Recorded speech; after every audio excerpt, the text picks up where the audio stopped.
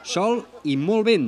Així es podrien resumir les condicions que es van viure en la 26a edició de la Setmana Catalana de Vela, una de les competicions de més prestigi a Catalunya i que va reunir més de 300 regatistes i 200 embarcacions de 16 classes diferents, destacant la classe làser, el patí de vela, el 29er o la categoria de formació per excel·lència a la vela, la classe Optimist. Tot plegat, 4 dies d'intensa activitat en una bahia de Roses que veia com tornava a casa la competició que la població de l'Alt Empordà va posar en marxa 30 anys enrere. Aquesta Setmana Catalana de Vela per nosaltres té una importància emocional molt gran, ja que és el 30 aniversari. La Setmana Catalana de Vela es va inventar Roses, es va fer Roses primera, segona, tercera i quarta edició i era moralment, emocionalment i sentimentalment obligat tornar-la a tenir en aquest 30 aniversari aquí a Roses.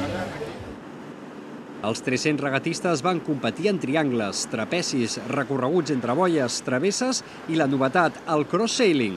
Aquest nou format, en què els patrons duen un xip que controla el temps emprat entre la sortida i l'arribada de la regata, es va desenvolupar amb eficàcia, constituint un nou al·licient entre els participants, i és possible que en un futur sigui una de les formes més competitives de la vela.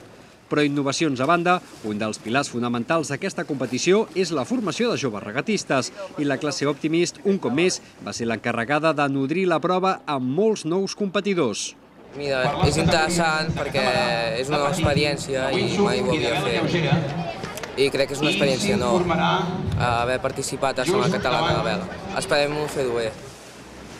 Al final dels 4 dies de regates, Carlos Robles i Florian Tritel en 29er, Marc Verdaguer en FX1, Àlex Simó en Làser 4.7 o Philips Griffiths i David Rosell en F18 van ser només alguns dels triomfadors d'una 26a Setmana Catalana de Vela perfecta.